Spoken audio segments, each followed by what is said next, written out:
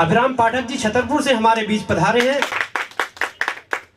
झांसी से हमारे बीच आए हैं अर्जुन। हमारे ही पड़ोस चरखारी से हास्य फिल्म का एक ऐसा नाम जिसने देश भर में अपना नाम किया है, प्रदीप जिहुलिया जी। हम सभी लोग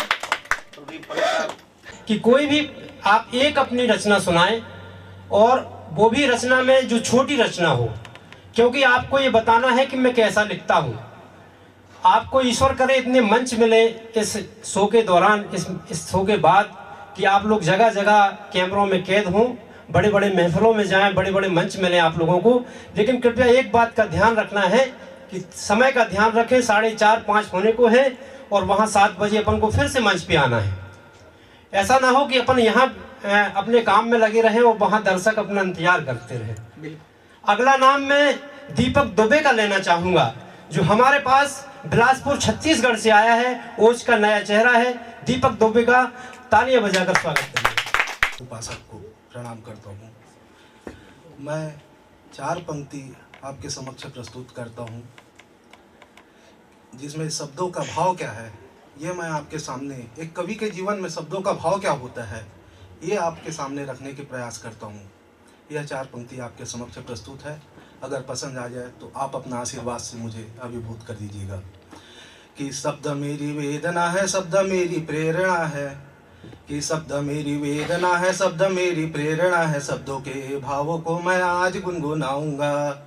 शब्द मेरा प्राणाधार, शब्द मेरा है आधार, शब्दों का दीपक सारे जग में जलाऊंगा।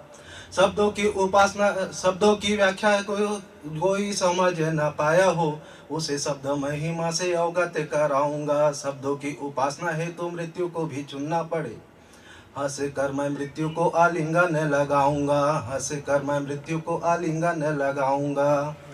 तत्पश्चात मैं 4 पंक्ति अर्पित करता हूँ देश के उन रणवीरों के लिए, जब वह अपने धरती की रक्षा के लिए जब सरहद पर जाते हैं तो उनकी जो भार्या होती है वो उनको आश्वासन देती है। वह 4 पंक्ति मैं आपके समक्ष प्रस्तुत करता हूँ। कि पग पग चलूंगी मैं तेरे संग प्रियतम, देश के आन में जो मिटने को जाओगे। रक्षा करते ओरे वी की घर की मैं रक्षा करूं, अंगज में वीरता का भाव निज पाओगे। लड़ते पराक्रम से काल को भी मारते हो, शत्रुओं का शीश काट घर जब आओगे।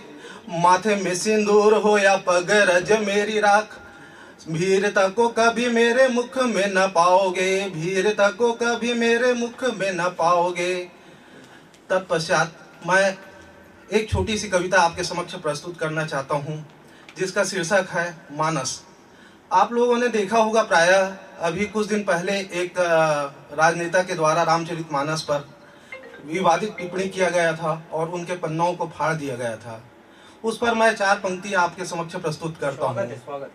कि मानस के किसी खंड में ऐसा कोई अपवाद नहीं, मानस के किसी खंड में ऐसा कोई अपवाद नहीं, और कर्म उनके बता रहे वो सनातनी औलाद नहीं। राजनीति के चक्कर में क्या कोई इतना गिर सकता है? रामचरितमानस के पन्ने खंड खंड कर सकता है।